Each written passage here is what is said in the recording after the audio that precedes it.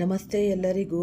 Lucky life ಟಿಪ್ಸ್ಗೆ ನಿಮಗೆಲ್ಲರಿಗೂ ಸ್ವಾಗತ. 2026 ಈ ಫೆಬ್ರವರಿ ಮಕರ ರಾಶಿಯವರೇ, ನನ್ನ ಆತ್ಮೀಯ ಮಕರ ರಾಶಿಯವರೇ, ಈ ಫೆಬ್ರವರಿ 11ರಿಂದ 13 ಈ ಒಂದು ಮಹತ್ವದ ಎಚ್ಚರಿಕೆ. ಈ ಪ್ರಪಂಚದಲ್ಲಿ ನಾವು ಎಂದಿಗೂ ಒಬ್ಬ ವ್ಯಕ್ತಿಯನ್ನು ಅವರ ಬಟ್ಟೆ ಅಥವಾ ಈ ಹೊರಗಿನ ರೂಪವನ್ನು ನೋಡಿ ಅಳೆಯಲೇಬಾರದು. ಈ ವೇಷಭೂಷಣಗಳು ಮನುಷ್ಯನ ಅಸಲಿ ಗುಣವನ್ನು ಹೇಳುವುದಿಲ್ಲ. ಈ ಕಲಿಯುಗದಲ್ಲಿ ಯಾರು ಯಾರನ್ನು ಕಡಿಮೆ ಎಂದು ಭಾವಿಸಲೇಬಾರದು. ಏಕೆಂದರೆ ಪ್ರತಿಯೊಬ್ಬರಲ್ಲೂ ಒಂದೊಂದು ವಿಶೇಷ ಶಕ್ತಿ ಇರುತ್ತೆ. ಹಾಗಾಗಿ ನನ್ನ ಆತ್ಮೀಯ ಈ ಮಕರ ರಾಶಿಯವರೇ, ಈಗ ನಾನು ಹೇಳಲಿರುವ ಮಾತುಗಳನ್ನು ಬಹಳ ಜಾಗರೂಕತೆಯಿಂದ ಕೇಳಿ.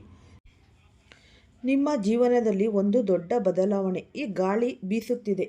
ಎಚ್ಚರಿಕೆಯ ಗಂಟೆ ಈಗಾಗಲೇ ಬಾರಿಸಿದೆ. ನಿಮ್ಮ ಮನೆಯಲ್ಲಿ ಅಥವಾ ಜೀವನದಲ್ಲಿ ಅನಿರೀಕ್ಷಿತ ಘಟನೆಗಳು ನಡೆಯುವ ಮುನ್ಸೂಚನೆ ಸಿಗುತ್ತಿದೆ. ಈಗ ನೀವು ಮಾಡುತ್ತಿರುವ ಕೆಲಸಗಳನ್ನು ಸ್ವಲ್ಪ ಸಮಯ ಬದಿಗಿಟ್ಟು ಈ ಸಂದೇಶವನ್ನು ಪೂರ್ಣವಾಗಿ ಆಲಿಸಿ. ಈ ಉಪಯುಕ್ತವಾದ ಮಾಹಿತಿ ನಿಮ್ಮ ಮುಂದಿನ ಜೀವನದ ದಿಕ್ಕನ್ನೇ ಬದಲಿಸಬಹುದು.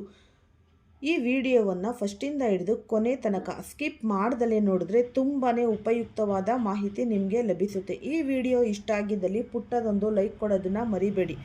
ಈ ರಾಶಿಯವರು ಯಾರೆಲ್ಲ ಇದ್ದೀರಾ ಅವರು ಹೆಚ್ಚಾಗಿ ಈ ವಿಡಿಯೋವನ್ನು ಶೇರ್ ಮಾಡಿ. ನಿಮ್ಮ ಜೀವನದಲ್ಲಿ ಈಗ ಒಂದು ಕಿಡಿ ಹತ್ತಿಕೊಳ್ಳುತ್ತಿದೆ. ಇದು ಸಾಮಾನ್ಯ ಕಿಡಿಯಲ್ಲ.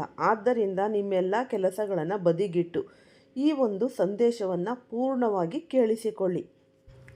ಮುಂಬರುವ ಈ ದಿನಗಳಲ್ಲಿ ನಿಮಗೆ 2 ದೊಡ್ಡ ಸುದ್ದಿಗಳು ಕಾಯುತ್ತಿವೆ. ಇದನ್ನು ಕೇಳಿದಾಗ ನಿಮ್ಮ ಮೈ ರೋಮಾಂಚನಗೊಳ್ಳಬಹುದು. ನಿಮ್ಮ ಕುಟುಂಬದಲ್ಲಿ ಅನಿರೀಕ್ಷಿತ ಬದಲಾವಣೆಗಳು ಸಂಭವಿಸಲಿವೆ. ನಾನು ಇದನ್ನು ಕೋಪದಿಂದ ಹೇಳುತ್ತಿಲ್ಲ, ಬದಲಾಗಿ ಈಗಷ್ಟೇ ಬಂದಿರುವ ಈ ತಾಜಾ ಎಚ್ಚರಿಕೆಯ ಆಧಾರದ ಮೇಲೆ ಹೇಳುತ್ತಿದ್ದೇನೆ. ಮುಂದಿನ ಈ 72 ಗಂಟೆಗಳಲ್ಲಿ ಏನು ನಡೆಯಬೇಕೋ ಅದೇ ನಡೆದೇ ತೀರುತ್ತೆ.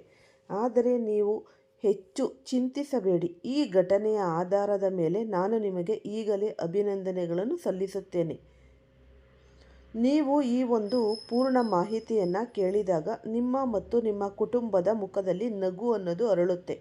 ನಿಮ್ಮ ಈ ಜನ್ಮಾಂತರದ ಸಮಸ್ಯೆಗಳು ದೂರವಾಗದಂತೆ ನಿಮಗೆ ಭಾಸವಾಗುತ್ತೆ.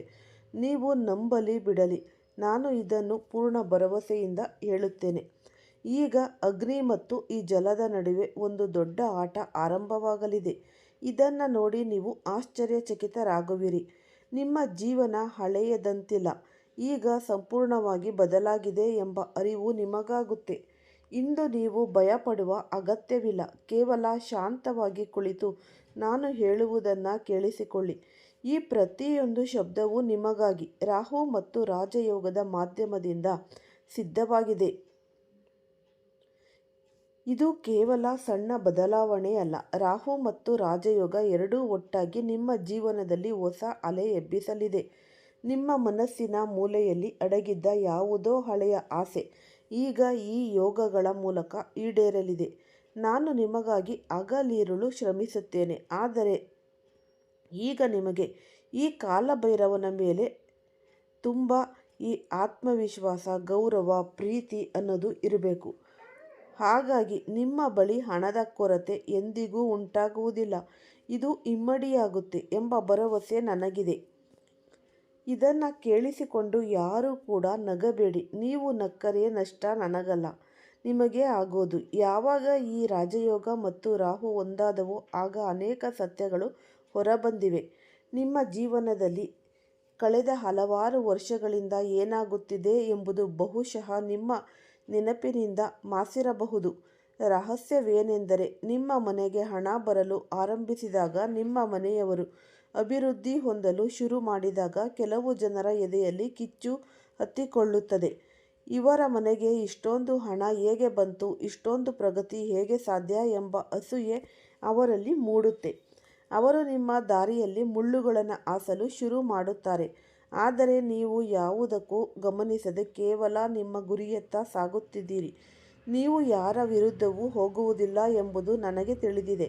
ಆದರೆ ಜನರು ವಿನಾಕಾರಣ ನಿಮ್ಮ ವಿರುದ್ಧ ಸಂಚು ಅನ್ನೋದು ಮಾಡ್ತಾರೆ. ನಿಮ್ಮ ಮನೆಯವರು ಹಗಲಿರುಳು ಅಭಿವೃದ್ಧಿ ಹೊಂದುತ್ತಿರುವುದನ್ನು ಕಂಡು ಕೆಲವರಿಗೆ ಸಹಿಸಲು ಸಾಧ್ಯವಾಗುತ್ತಿಲ್ಲ. ಕೆಲವು ಒಳ್ಳೆಯವರು ನಿಮಗೆ ಶುಭಾಶಯ ಕೋರಬಹುದು, ಆದರೆ ಅನೇಕರು ನಿಮ್ಮ ಬಗ್ಗೆ ಕೆಟ್ಟದ್ದಾಗಿ ಯೋಚಿಸುತ್ತಾರೆ.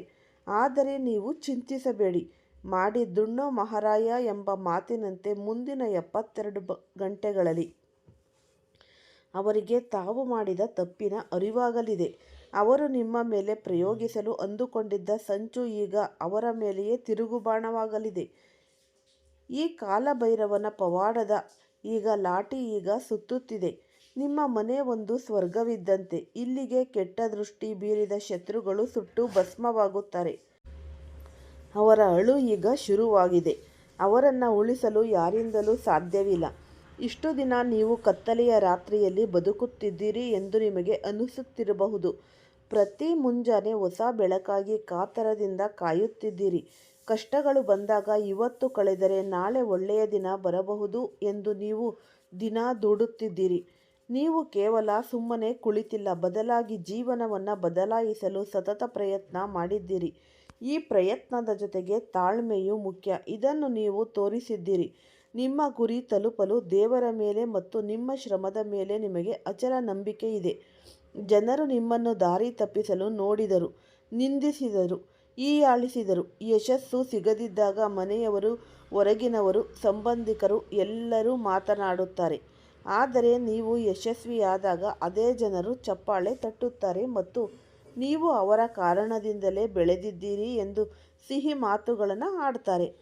ಈ ಪ್ರಪಂಚವು ಯಶಸ್ವಿಯಾದವರ ಹಿಂದೆ ಮಾತ್ರ ಓಡುತ್ತೆ. ಸೋತವರನ್ನು ಯಾರೂ ಕೇಳುವುದಿಲ್ಲ. ನೀವು ಈ ಕಹಿ ಸತ್ಯವನ್ನು ಅನುಭವಿಸಿದ್ದೀರಿ. ಆದರೆ ಈಗ ಭಯಪಡಬೇಡಿ. ಇಷ್ಟು ದಿನ ನಿಮಗೆ ಸಿಗದ ಗೌರವ ಈಗ ಸಿಗಲಿದೆ. ನಿಮ್ಮ ಜೀವನದ ಒಂದು ಅಮೂಲ್ಯ ಸಮಯ ಆರಂಭವಾಗಿದೆ. ಕತ್ತಲೆಯ ಕಾರ್ಮೋಡಗಳು ಚದುರಿ ಹೋಗಲಿವೆ. ಮಹಾಕಾಲನ ಕೃಪೆ ನಿಮ್ಮ ಮೇಲಿದೆ. ನಿಮ್ಮ ಕಣ್ಣೀರು ಹಾಕುವ ದಿನಗಳು ಮುಗಿದು ಸಂತೋಷವು ನಿಮ್ಮ ಮನೆಯ ಬಾಗಿಲು ತಟ್ಟಲಿದೆ.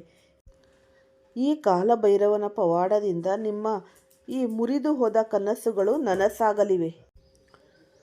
ಮುಂದಿನ ದಿನಗಳಲ್ಲಿ ನಿಮ್ಮ ಜೀವನವು ನೀವು ಊಹಿಸಲು ಸಾಧ್ಯವಾಗದ ರೀತಿಯಲ್ಲಿ ಬದಲಾಗುತ್ತದೆ.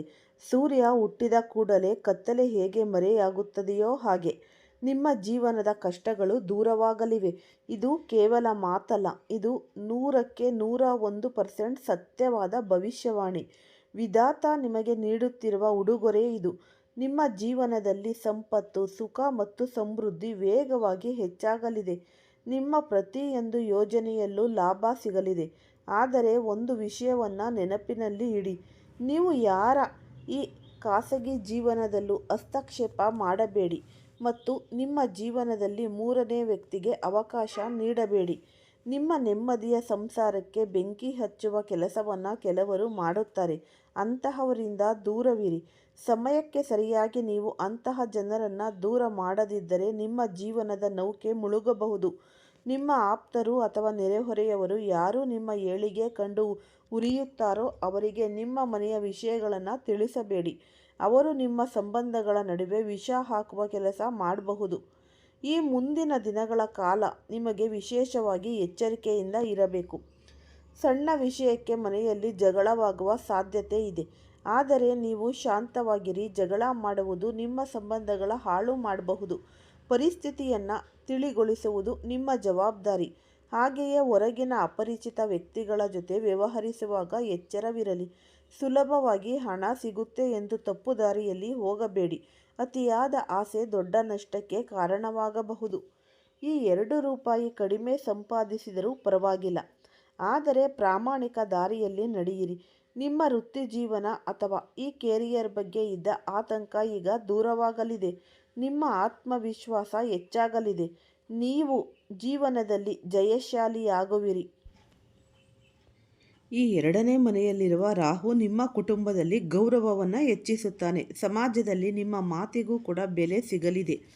ನಿಮ್ಮ ಈ ಕಾರ್ಯಕ್ಷಮತೆಯಿಂದಾಗಿ ನಿಮ್ಮ ಹೆಸರಿನ ಹೊಸ ಮೆರುಗು ಬರಲಿದೆ. ಆದರೆ ಇಲ್ಲಿ ಒಂದು ಎಚ್ಚರಿಕೆ, ರಾಹು ಎಂದಿಗೂ 100% ಯುದ್ಧ ಫಲವನ್ನು ನೀಡುವುದಿಲ್ಲ. ರಾಹು ಎಂದರೆ ಅತಿ ಆತ್ಮವಿಶ್ವಾಸ. ನೀವು ಎಲ್ಲರನ್ನ ಮೆಚ್ಚಿಸಿ ಕೆಲಸ ಪೂರ್ಣಗೊಳಿಸುವ ಹೊತ್ತಿಗೆ ಕೊನೆಯ ಕ್ಷಣದಲ್ಲಿ ಅನಗತ್ಯವಾಗಿ ಏನನ್ನಾದರೂ ನೀವು ಆಡಿ ಇಡೀ ಪ್ರಯತ್ನವನ್ನು ಹಾಳು ಮಾಡಿಕೊಳ್ಳುವ ಸಾಧ್ಯತೆ ಇರುತ್ತೆ. ಆದ್ದರಿಂದ ನಿಮ್ಮ ಮಾತಿನ ಮೇಲೆ ಹಿಡಿತವಿರಲಿ. ಈ ರಾಹುವು ಗುರುವಿನಂತೆಯೇ 3 ದೃಷ್ಟಿಗಳನ್ನು ಹೊಂದಿದ್ದಾನೆ. 5ನೇ, 7ನೇ ಮತ್ತು 9ನೇ ದೃಷ್ಟಿಯ ಮೂಲಕ ರಾಹು ನಿಮ್ಮ ಜೀವನದ ವಿವಿಧ ಆಯಾಮಗಳನ್ನು ಬದಲಿಸುತ್ತಾನೆ. ಈ 6ನೇ ಮನೆಯ ಮೇಲಿದ್ದ ದೃಷ್ಟಿ ರೋಗ, ಋಣ, ಶತ್ರು. ರಾಹುವಿನ 5ನೇ ದೃಷ್ಟಿಯು ನಿಮ್ಮ 6ನೇ ಮನೆಯ ಮೇಲೆ ಬೀಳುತ್ತಿದೆ. ಇದು ನಿಮ್ಮ ಉದ್ಯೋಗ ಕ್ಷೇತ್ರದಲ್ಲಿ ದೊಡ್ಡ ಬದಲಾವಣೆಯನ್ನು ತರಲಿದೆ.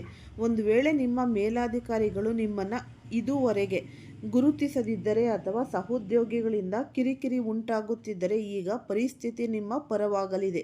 ಈ ಹೊಸ ಕೆಲಸ ಹುಡುಕುತ್ತಿರುವವರಿಗೆ ಒಳ್ಳೆಯ ಅವಕಾಶ ಸಿಗಲಿದೆ.